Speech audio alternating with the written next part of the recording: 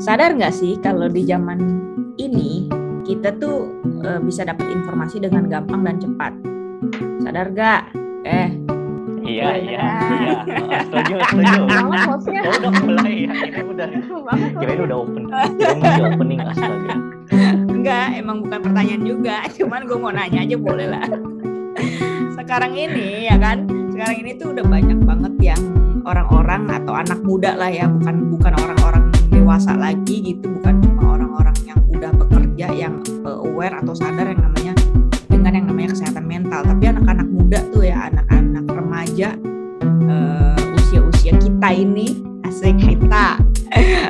Usia Devina, usia Ervan, usia gue gitu ya, udah makin makin pengen tahu gitu, pengen banyak tahu tentang kesehatan mental. Tapi sayangnya gitu banyak banget orang-orang yang akhirnya menyalahgunakan informasi yang kita dapat, yang mereka dapat lah gitu. Ujung-ujungnya malah ke self-diagnose ya, itu bahasa Inggrisnya, atau diagnosa mandiri gitu ya, diagnosa sendiri, mendiagnosa diri sendiri gitu. Jadi self-diagnose itu adalah upaya mendiagnosis diri sendiri. Kalau kita tahu tuh diagnosa itu bahasanya dokter ya. Jadi kita tuh mendiagnosa diri kita sendiri berdasarkan informasi yang udah kita dapetin. Entah itu kita baca-baca sendiri, entah itu kita mungkin nonton, entah itu mungkin kita dengar dari orang-orang sekitar kita. Itu intinya sumbernya itu adalah sumber-sumber yang tidak profesional, sumber non profesional gitu ya. Fenomena ini yang kita akan bahas di episode Gardu kali ini.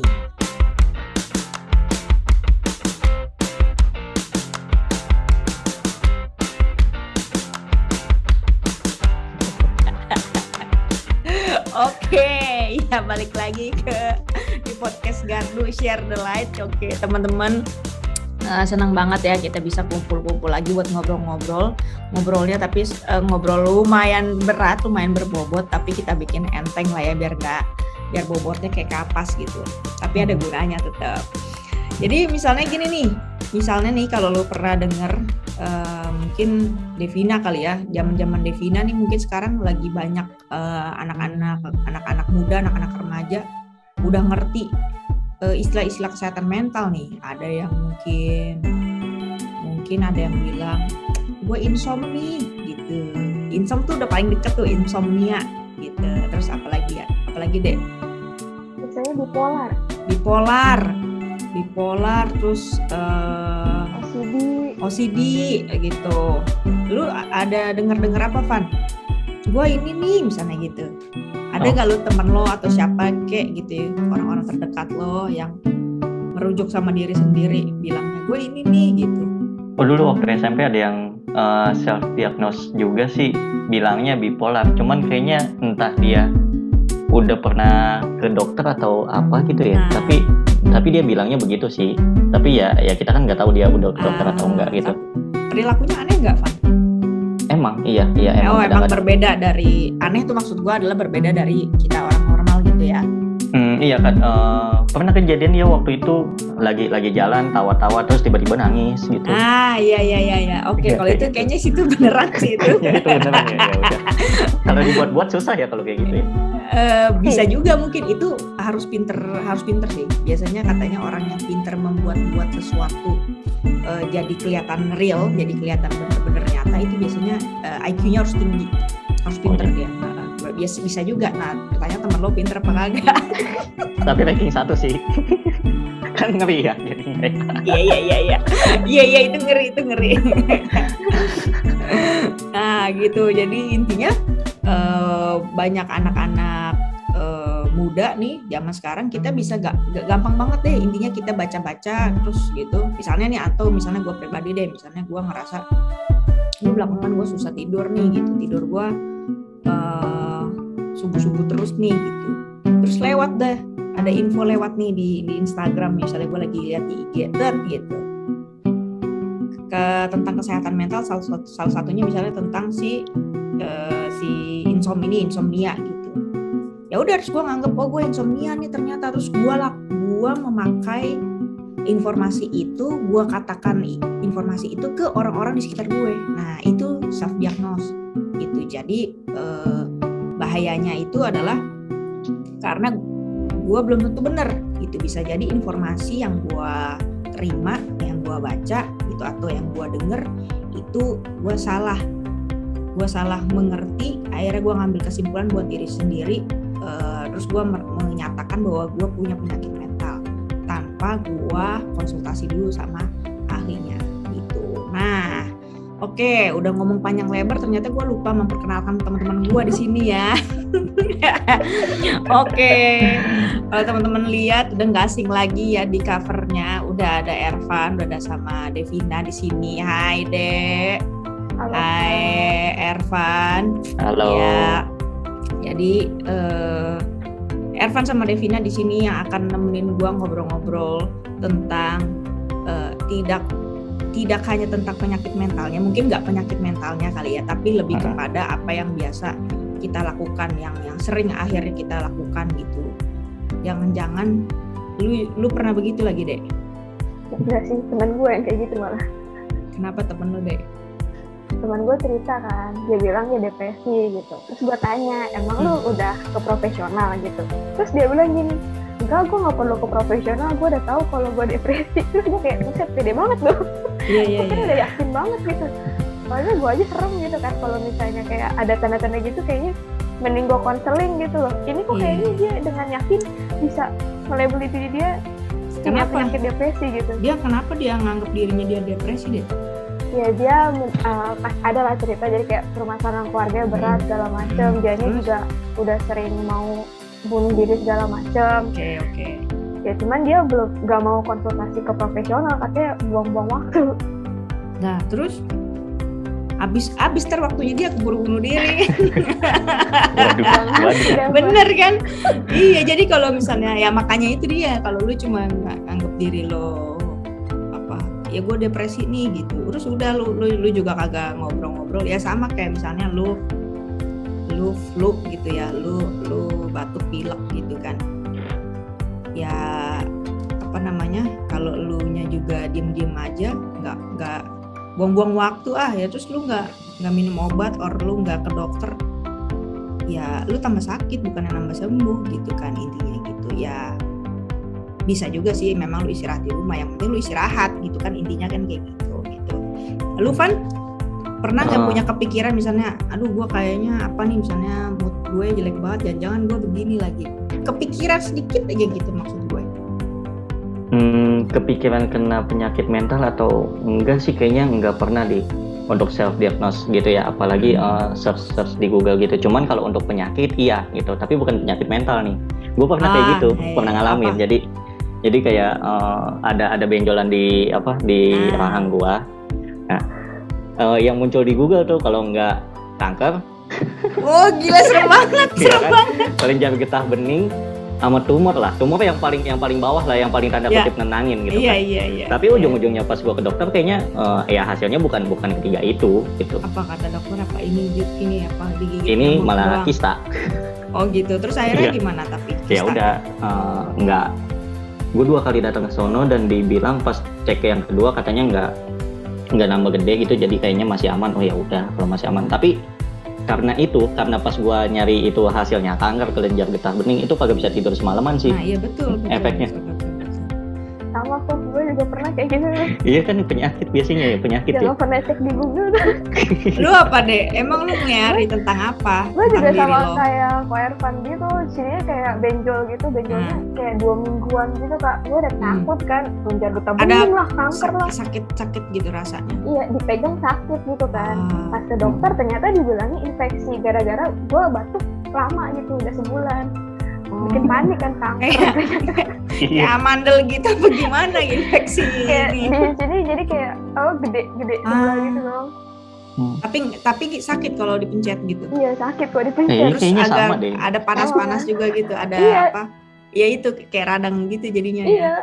Kayak anget-anget gitu. Iya sih, kelenjar getah bening, kanker kayak tumor. Bener. Kalau di Google emang ngeri, apalagi sekarang kan. Dulu tuh awal COVID menyerang, jelah. Awal COVID dateng tuh kita ngapa-ngapain dikit, istilahnya sakit sedikit kita langsung takut kan. Kita pikir kan, jangan-jangan gue kena nih. Kayaknya gue terus langsung mikirnya langsung gini. Iya sih, gue kayaknya semalam gue gini. Jadi kayak lu menebak-nebak kayaknya gue rasain ini, padahal sebenarnya nggak begitu amat kayak gitu. Nah, terus kalau biasanya kalau anak-anak muda tuh, anak remaja tuh, ya itu tadi Devina bilang bipolar. Padahal dia cuma mood swing doang, atau padahal sebenarnya mood swingnya juga sebenarnya ada alasannya gitu kan kadang-kadang. Nah kalau mood swing ini gue jelasin sedikit ya, misalnya kayak kalau bipolar itu memang cenderung berubah cepet ininya, apa ya bilangnya, moodnya ya, suasana hatinya gitu. Dan itu parah banget sampai lu nggak bisa ngapa-ngapain gitu, sampai lu bener-bener dari hati lo sampai tindakan lo itu udah nggak bisa banget lo rubah gitu karena si bipolar ini gitu. Namanya juga lo udah terkena gangguan ya kan. Jadi ketika lo lagi bete banget, lo mau happy itu udah bener-bener nggak bisa gitu. Dan itu pikiran lo langsung keblokir gitu. Nah kalau keblokir untuk nggak bisa melihat hal-hal positifnya udah nggak kelihatan gitu intinya. Nah terus kalau misalnya lu kayak mood swing, itu tuh lu cuma ya namanya swing itu tuh kayak ayunan gitu kan. Jadi ya lu cuma mood lu cuma naik turun aja. Nah biasanya memang ABG begitu. Terus mungkin ya memang kita biasanya kalau lu tidur lo kurang, ya lu mood swing itu wajar banget ya kan. Kayak lu tidur kurang terus lu aktivitas lu banyak seharian, ya lu bete banget lah, capek, pengennya bawaannya tidur gitu. Ntar lu bangun tidur juga udah happy lagi gitu. Nah itu lebih kepada anak-anak mikirnya, gue moodian gue nih orangnya. Sebenarnya mood itu bisa diatur gitu. Ya kebetulan gue kerja di bidang psikologi, jadi lumayan sedikit ngerti lah gitu. Terus apalagi kalau lu bete sedikit atau betenya berhari-hari nih, mungkin karena lu punya masalah, lu langsung bilang kalau diri lu tuh depresi gitu. Yang kayak gitu-gitu, gue depresi sih enggak, padahal belum sampai ke depresi itu sebenarnya dalam banget gitu. Nah, kebanyakan ngomongin penyakit mental agak ini sih emang agak ngeri-ngeri sedap gitu. Tapi ya udahlah ya, nanti aja kapan-kapan kita bahas ya. Kita mau bahas tentang, iya benar, episode selanjutnya kita bahas tentang self diagnosisnya aja ya. Oke. Jadi yang seperti tadi gue bilang sama teman-teman gue bilang, jadi self diagnose itu tuh ada bahayanya, ada hal-hal yang bikin apa bilangnya, dampak negatifnya lah gitu. Oke, gue mau minta tolong Devina dulu deh. Dek, coba bacain dampak negatif or bahayanya self diagnose itu apa? Salah diagnosis. Misalnya ternyata tuh kita kena penyakit A, tapi karena kita cari-cari sendiri di Google atau lewat yang lain dan gak konsultasi ke profesional, kita malah mendiagnosa diri kita jadi penyakit B gitu. Iya. Ya awalnya udah parah kan Kak? Iya betul. Jadi iya. Waktu itu gue juga pernah ketemu yang kayak gini-gini nih gitu. Jadi memang ya kayak lu lah gitu ya Van sama Devina yang tadi itu, yang emang yang kalau namanya benjolan udah bikin parno sih. Cuman karena lu baca-baca, gue pribadi gue nggak pernah sampai pernah nggak ya dulu gue pernah dulu infeksi saluran kemih, ya itu karena gue tidak rajin minum dan karena nggak banyak karena mau buang air kecil tahan. Cuman gue lupa waktu itu gue gimana ya gitu. Gue lupa apakah gue udah baca-baca apa belum gitu. Gue lupa. Tapi memang yang gue kepikiran adalah waktu itu jangan sampai gue kencing batu. Itu yang gue pikirin. Itu yang gue takutin tuh.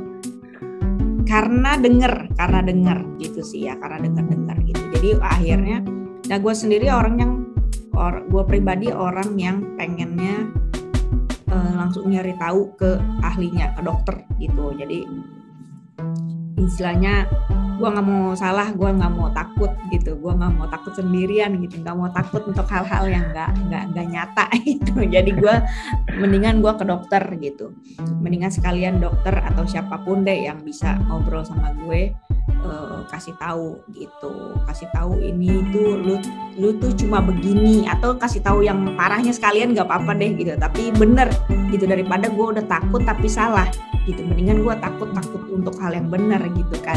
Ngerti gak? Van, muka lu kagak ini Van, kayaknya bingung kayaknya Van. Van kayaknya ini gitu. Oh lagi ngebayangin, baiklah. Oke. Ya udah lanjut Van. Apa yang bahayanya self diagnose. Yang kedua. Yang kedua tuh salah penanganan. Nah, misalnya kayak ambil contoh aja kalau kayak tadi ya kasusnya kayak gua atau Devina gitu, misalnya kita buru-buru nganggap itu kanker dan langsung daftar kemo atau apa, kan itu kan PA ya namanya ya, gimana? Gak mungkin juga sih, dokter juga gak bakal ngasih. ya kayak gitu pasti ya, bahayanya jadi salah penanganan sih kalau misalnya kita nggak ada instruksi dari dokter gitu segala macam, nggak ada yang tenaga ahlinya lah yang bilang. Lu waktu itu yang lu lakukan apa? Maksud gua, entah lu minum obat, entah lu herbal, sebelum lu ke dokter ya, lu ngapain? Enggak gua apa-apain, mana diamin aja, antar juga hilang gitu. Mungkin karena emang sekeluarga. Sebelum ke dokter? Iya. Sebelum ke dokter ya, mungkin karena emang sekeluarga gimana ya. Ya udahlah, percaya aja sama Tuhan gitu kan. Gua gila banget ya emang. Nyokap juga kayak gitu, udahlah ntar Tuhan sembuhin. Tapi mungkin nyokap ya, gitu. Mungkin nyokap lu bacanya baca artikel tentang percaya saja pada Tuhan. Jadi self diagnose-nya itu biar Tuhan saja. ya nggak salah sih, cuman kalau didiamin kan gitu. Bahaya. Ya tetap aja sih. Jadi intinya ini sih apa yang kalau kita juga sebenarnya efek Google, efek sosmed ini kan, kalau lu baca-baca, misalnya lu baca kebanyakan yang lu baca adalah mujizat gitu ya, ya nggak salah gitu, tapi jadinya lu akhirnya terpengaruh dengan dia aja disembuhin, gue juga pasti disembuhin betul gitu. Tapi alangkah baiknya mungkin kita juga bertanya sama orang yang mengerti tentang penyakit ini yang tentang kita alami gitu kan, gitu. Jadi kita tahu berdoanya nanti ke arah mana, imannya kita ke arah mana, begitu. Nggak asal cuma baca-baca minta didoain pendeta ini, pergi aja kita pergi ke gereja sana, kita minta doain ke pendeta yang ini, katanya dia bisa nyembuhin dan segala macam. Akhirnya kita percaya kepada mujizatnya, bukan kepada Tuhannya, mungkin gitu. Kita percaya sama cerita-cerita orang gitu kan, bukan imannya kita sendiri. Dan iman tanpa perbuatan juga kan nol, katanya kan mati gitu. Jadi sebenarnya kita juga tetap harus percaya sama Tuhan, tapi juga kita harus bertindak juga sih, entah itu ke dokter, entah itu kita minum obat. Lu deh waktu lu ada benjolan gitu, lu ngapain? Apa misalnya sebelum ke dokter ya, apa lu minum air putih yang banyak atau apa kek gitu? Pokoknya untuk mengurangi supaya pas datang ke dokter tuh nggak parah-parah banget gitu hasilnya. Gue nggak ngelakuin apa-apa sih, gue langsung panik ya, masa langsung ke dokter gue. Oh gitu, langsung minta nemenin nyokap. Iya, karena abis baca-baca itu isinya begitu kan, gue udah ngebayangin, buset dah. udah kayak ngebayangin skenario terburuk lah gitu, mungkin diapain nih segala macam. Iya. Ya, nah yang ketiga bahayanya itu emang bener, akhirnya bikin cemas berlebihan, bikin takut. Nah ketika kita takut, kita cemas, itu kan emosi kita kan yang menguasai itu. Nah akhirnya sebenarnya yaitu tadi balik lagi ke poinnya Ervan sama poinnya Devina. Akhirnya kita jadi salah penanganan, salah obat, atau kita jadi nebak-nebak doang gitu akhirnya. Apalagi kalau lu baca-baca lagi gimana caranya menyembuhkan benjolan tanpa harus ke dokter. Ada tuh pasti di Google tuh. Tanpa obat. Iya, bener. Pengobatan alternatif dengan herbal, dengan tumbuhan. Sekarang COVID aja begitu kan? Iya, bener. Macem-macem gitu cara-cara ini ya. Akhirnya kita mikir bisa pakai ini gitu. Terus kalau nggak ada efek kita ketakutan. istilahnya kita udah minum obat resep dokter yang bener aja kita mikir-mikir gitu, ini kok nggak sembuh-sembuh ya gue ya misalnya gitu. Apalagi ini kesehatan mental yang ternyata nggak bisa instan gitu sembuhnya, itu harus ada prosesnya gitu. Prosesnya ada yang panjang, ada yang pendek. Kebanyakan sih nggak bisa cepet gitu, nggak bisa instan gitu. Nggak kayak lu minum obat tidur besok pagi bangun udah nggak flu lagi, nggak kayak gitu. Nah, akhirnya lu takut mengarah kemana-mana pikiran lo kan, gara-gara baca-baca itu. Pokoknya sekarang tuh yang paling gampang tuh IG deh kayaknya ya, IG ya. TikTok juga nggak sih? IG sama Twitter sih kalau gue. Oh Twitter ya, Twitter juga emang, bukannya Twitter lebih? Kalau Twitter tuh banyaknya dokter-dokternya kak, psikiater, psikolog. Tapi itu dia kan bagi-bagiin. berarti bener dong dia informasi yang dia bagiin. Iya, terus juga kadang kayak ada dari organisasi kesehatan mental gitu loh. Iya, Kadang-kadang. berarti kan bener. Tapi kan kalau maksud gue kayaknya ya yang gue lihat ya, ini menurut pandangan gue, nggak tahu ntar Van coba lu tanggepin. Apa lu main Twitter gak kan? Enggak ya. Kalau gue ngeliat Twitter tuh masih serius gitu, infonya masih bener. Paling kalau nggak bener ya orang yang ngajak debat-debat aja sih gitu, tapi kelihatan ada ilmunya lah gitu, walaupun debatnya juga melenceng gitu, tapi kelihatan dia serius gitu. Kalau IG udah nggak bisa kefilter banget sih menurut gue ya, iya nggak sih Dek? Tapi menurut gue lebih parah TikTok sih kan? Iya TikTok, makanya kan dibandingkan kalau IG sama si Twitter kan, Twitter lebih oke dong, nomor satu lah, lumayan lah ya, terus baru IG, terus baru bawahnya TikTok lah ya, yang udah beritanya kemana-mana gitu. Cuman makanya kalau mungkin teman-teman kalau lihat di TikTok itu ada juga kok banyak psikolog, banyak dokter-dokter sekarang, suster-suster yang sebenarnya ngasih info yang benar-benar, ya nggak sih? Iya. Gitu.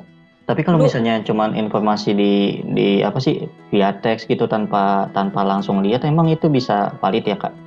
Nah, maksudnya tanpa lu datang ke dokter gitu kan? Iya, misalnya kayak diagnosis penyakit mental atau penyakit di tubuh ya, gitu, betul. tanpa ketemu kan emang bisa valid kalau kayak gitu aja? Iya, sebenarnya nggak bisa, tetap harus ada lu ketemu, lu datang sama emang misalnya anggaplah lu nggak ke dokter tapi lu punya kenalan dokter, lu punya saudara dokter, lu punya mungkin bokap lu dokter gitu ya, lu tanya sama mereka yang memang profesinya itu. Makanya dibilangnya tadi non profesional. Artinya profesional itu artinya yang kerjaannya di bidang itu gitu. Lo harus tanya sama dia gitu, karena dia memang benar-benar belajar kan. Nah dia bisa tuh setelah dia ngobrol-ngobrol sama dia gitu ya, ngobrol-ngobrolnya pun bukan ngobrol-ngobrol cuma kayak gua sama lu bertiga nih, berdua terus ngobrol-ngobrol terus lu tinggal nanya. Berarti lu tahu dong sifat gue gimana, karakter gue gimana gitu kan, kayak dukun gitu gue. Nah enggak, ngobrol-ngobrolnya juga ada yang gue ada arahnya gitu supaya bener. Akhirnya gue dapet info, oh ternyata lu begini Van, oh begini Dek, lu tuh ternyata selama ini yang lu takutin tuh gini, lu artinya lu ini, baru gue diagnosa lu tuh bagaimana. Itu pun setelah 2-3 kali pertemuan bisa-bisa minimal ya gitu. Jadi memang baca-baca yang benernya, istilahnya tadi cuma walaupun baca atau ngelihat di TikTok gitu segala macam, walaupun dia mau dokter kek bukan atau dia suster kek atau dia siapapun gitu, psikolog, psikiater, ya nggak menjamin juga kalau dia benar-benar, kalau dia pinter sih ya, maksudnya bukan pinter dalam artian emang benar-benar infonya itu valid gitu. Jangan-jangan dia juga mengarahnya juga nggak ke arah yang nggak benar gitu. Tapi untuk sekedar tahu boleh, tapi jangan mendiagnosa gitu. Gitu sih, lebih ke situ. Iya nggak? Mungkin itu kayak ini ya Kak, kayak apa namanya? Jadi kasih tahu kayak tanda-tanda gejalanya itu supaya kita kayak lebih aware gitu. Kayaknya gue ngerasa ini apa harusnya gue konsultasi ya, jadi kayak biar lebih lanjut gitu ya. Jadi biar kita awalnya sadar dulu, jangan bikin cemas, betul deh. Jadi lu tahu tapi nggak bikin lu ketakutan gitu. Oh mungkin gue gini kali ya, kayak tadi. Oh ini jadi gini, lu tahu kulit lo harusnya begini, lalu tiba-tiba lu sadar lu ada benjolan, kan gitu kan? Berarti kan lu tahu mana yang normal, mana yang nggak normal. Udah sampai situ aja. Berarti gue nggak normal nih, ya udah gue, lu pergi nanya sama orang yang memang kompeten, yang tadi profesional itu. Bukan untuk lu ketakutan.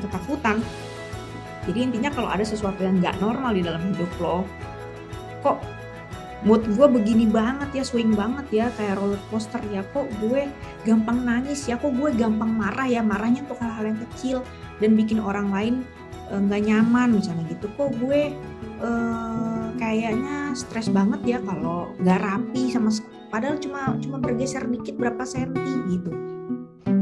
Kalau lu ngerasa yang nggak normal kayak gitu ya lu lu pergi ngobrol sama konselor, sama psikolog gitu maksud gue.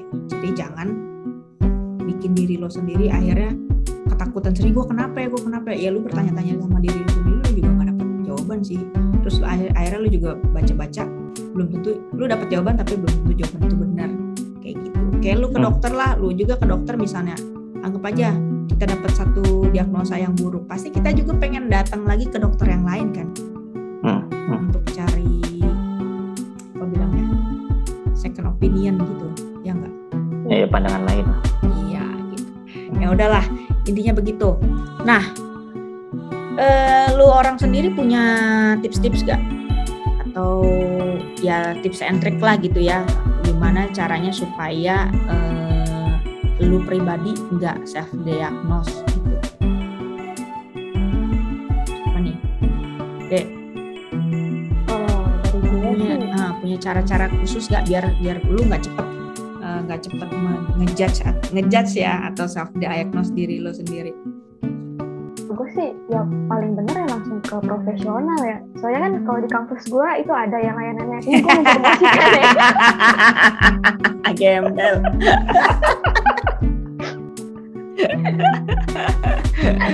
Jadi tuh waktu itu gue pernah kan kayak gue ngerasa kayak diri gue tuh kayak lagi nggak normal lah gitu.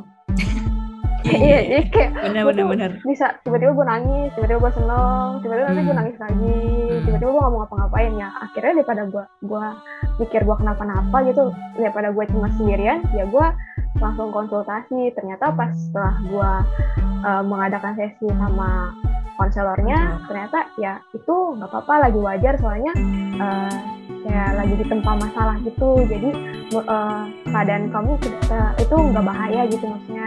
Yang penting gimana caranya nanti komunikasi ke orang-orangnya apa gimana gitu. Jadi kayak dikasih jalan keluar, jadi kayak pas dilakuin, oh ternyata ya jadi lebih baik kondisinya gitu. Oke.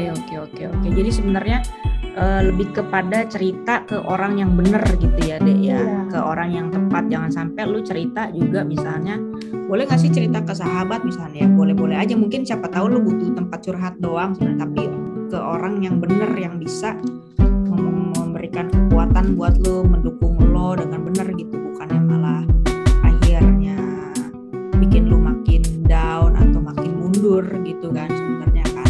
Dan kebetulan Devina mencari orang yang tepat adalah konselor gitu. Sebenarnya bisa juga ke teman-teman lo orang sih sebenarnya, cuman balik lagi lo bisa percaya nggak temen lo gitu ya kan? Iya benar. Kayak gitu, mantap. Jadi ya intinya sebenarnya fasilitas kampus kan? Iya benar. Nah kebetulan fasilitas kampusnya Devina gue yang nanganin. Tapi sebenarnya gue nanya dulu, tapi yang konselor siapa? Itu tergantung waktu dan hari dan jamnya. Jadi begitu teman-teman. Kebetulan kampusnya Devina itu ada konselornya, ada konselingnya. Nah itu gue yang nanganin di situ. Jadi mungkin kalau di sekolahan guru BP kali ya gitu ya. Yang nggak sih guru BK ya. Di gereja kita ada nggak Kak? Ayo masuk. Aduh. Bagus. Konten. Di gereja kita juga ada. Balik lagi, kita punya konselor banyak di gereja. Balik lagi, tinggal nanya ke Devina konselornya siapa, ya nggak deh? Nanti tinggal lu pilih orang yang menurut lo nyaman gitu ya. Lu bisa nyaman sama konselor itu, jadi lu ngobrolnya juga enak gitu sih. Betul. Mantep. Jadi intinya cari ngobrol ke orang yang tepat. Mungkin kalau lu cukup berdoa doang nggak ada masalah sih sebenarnya. Ada orang-orang yang kalau punya masalah cukup berdoa aja dan dia dapat kelegaan sendiri, itu nggak masalah. Tapi ada juga orang-orang yang perlu ngobrol sama orang lain, tukar pikiran supaya bisa dikasih masukan-masukan. Kayak Devina gitu tadi lah intinya. Akhirnya ternyata dapat saran-saran yang benar gitu. Lu Van, gimana Van? Ada tips-tips? Nah, lu punya tips-tips apa ya biar nggak self-diagnose? Apa ya? Mungkin kalau udah terlanjur baca gitu misalnya halnya negatif, jangan di-share ke ini kali ya, ke generasi boomer, terus generasi X gitu. Kayaknya Kenapa jangan deh. Kenapa? Mungkin ya bisa aja ya syukur-syukur sih kalau misalnya dia punya sifat yang bisa nenangin gitu, bisa yang kayak ngarahin, udah kita ke profesional aja gitu. Tapi kalau misalnya wah iya tuh tetangga ini atau temen tuh dulu kayak gitu. Udah itu udah susah ceritanya udah. Jadi jangan nge-share. Tambah tertekan. Ke nyokap lo gitu dong maksudnya, Van. Kenapa? Misalnya ke nyokap lo gitu maksudnya. Oh iya, misalnya, salah satunya. Misalnya lo ngomong nih ke nyokap lo, nih gue udah baca nih di Google nih gitu. Nah, tapi dia juga baca sih Kak, udah ngerti cara nge-Google gimana ya. Jadinya dia yang diagnosis sendiri. Iya benar. Oh iya benar. Terus akhirnya itu tadi, apalagi mereka punya pengalaman lebih banyak, pasti mereka kan bilang kalau iya tuh saudara kita si ini itu pernah tuh ada yang sampai meninggal, ada yang begini, wah udah pusing dah gitu. Jadi sebenarnya sih nggak cuma ke mereka, tapi apa yang kita baca, apa yang kita tahu, mungkin jangan asal share gitu kali ya, Van ya. Iya. Ya apalagi deklarasiin ke sosmed atau gimana gitu. Jadi ujung-ujungnya kalau publik tahu dia ini bohongan, ternyata nggak kayak gitu, ngerugiin orang yang beneran juga gitu. Jadi iya sih. Kita tuh bisa skeptis sama orang yang kayaknya dia beneran emang ada masalah, tapi kita karena punya pengalaman buruk sama kayaknya dulu gue pernah ketemu orang kayak gini nih, bohong nih gitu. Jadi skeptis gitu. Iya. Oke. Tapi anak-anak zaman sekarang malah pada senang loh Kak punya penyakit mental. Iya, kayak keren-kerenan gitu. Gue juga bingung.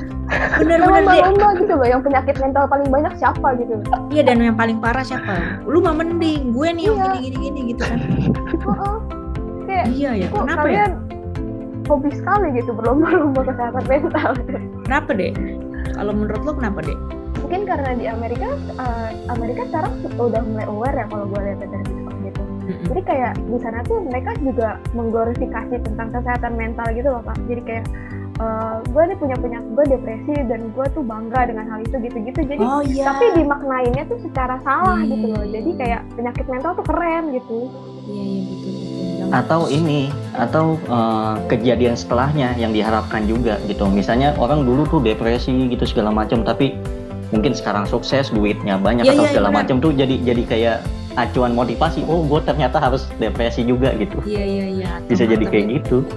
Betul. Terus mungkin bisa dapat perhatian ya. Karena kan sekarang kalau ada yang kayak gitu pasti kayak semangat kamu gitu. Kamu pasti bisa melewati. Benar. Gue pernah lihat di TikTok. Atensi aja gitu. Betul. Gue lihat di TikTok. Itu gara-gara dia ceritanya gitu, terus dia akhirnya mengkasihani dia ya, apa sih bahasa Inggrisnya, mengasihani dia gitu. Betul. Terus akhirnya dia lebih banyak. Sebenarnya sih nggak masalah kalau dia akhirnya kasih tahu bahwa ketika lu punya penyakit ini yang perlu lakukan adalah ini. Jadi dia kasih saran, misalnya kayak lu deh, kayak tadi lu bilang, jadi kalau lu satu saat lu begini, lu datang aja ke sini supaya lu gini-gini. Itu kan lu kasih tahu langkah-langkahnya lu gitu. Tapi bukan berarti akhirnya membanggakan gitu kan. Bukan membanggakan bahwa gue pernah depresi nih, atau gue pernah ada tuh, gue lupa dia kenapa ya gitu. Kalau nggak salah dia sakit jiwa deh. Tapi sakit jiwanya tapi mungkin akhirnya dia bisa sembuh gitu. Gue lupa deh. Anak muda gitu. Jadi intinya sih teman-teman hati-hati kalau mau mendiagnosa diri sendiri, mau diagnosa mandiri ya, soalnya ya bahayanya tadi kita udah ngomongin gitu ya, jangan sampai akhirnya kita makin cemas yang berlebihan gitu, atau kita salah paham sama salah memberi nama penyakit gitu, padahal sebenarnya lu nggak kenapa-napa gitu. Jadi mendingan lu cari orang yang benar-benar paham, orang-orang yang benar-benar ngerti gitu, siapapun itu, yang lu bisa percaya bahwa dia nggak akan ngejatuhin lu atau bikin lu down gitu sih sebenarnya. Jadi intinya guys, ya seperti yang tadi Ervan udah bilang, bolehlah ngobrol-ngobrol detail. Biasanya itu dijamin kerahasiaannya kok gitu. Bukan biasanya, memang dijamin kerahasiaannya, kecuali kalau lu udah membahayakan diri sih. Kalau penyakit mentalnya lu udah membahayakan diri, misalnya sampai lu mau bunuh diri misalnya, itu mungkin kita akan buka ke orang terdekat, keluarga misalnya begitu. Tapi kalau masih bisa diajak ngobrol misalnya kayak Devina kayak gitu tadi, datang ke konselor yang nggak akan juga dibuka sama orang tuanya gitu, itu masih masalah-masalah yang Devina dianggap masih bisa nanganin sendiri, untuk ngatasin sendiri gitu. Untuk belajar itu kan biasanya fase-fase gitu emang susah gampang, dibilang gampang juga susah, dibilang susah juga gampang, yang nggak bisa diprediksi gitu, dan kadang muncul kadang enggak ya kan Dek, gitu ya Dek ya. Betul.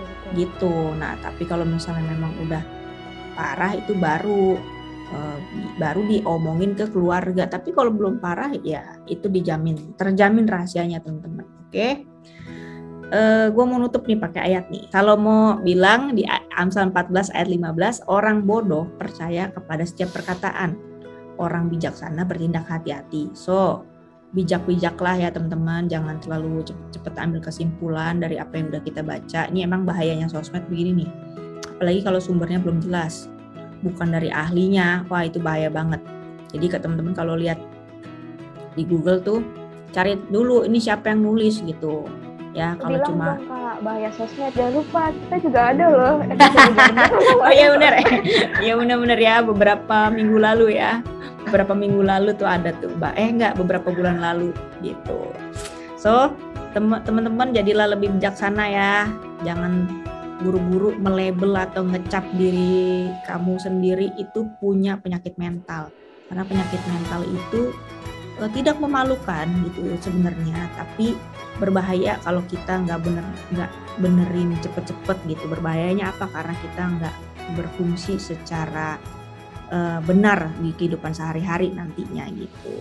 Oke guys, sampai ketemu di episode berikutnya. Thank you ya buat teman-teman yang udah dengerin. Thank you buat Devina sama Ervan yang udah kasih banyak input, cerita-cerita, pengalaman yang seru-seru gitu ya. Kiranya ini semua bisa jadi pengalaman baru juga nih buat teman-teman yang dengerin. Oke, see you semuanya, bye-bye. Thank you, dah. Bye-bye.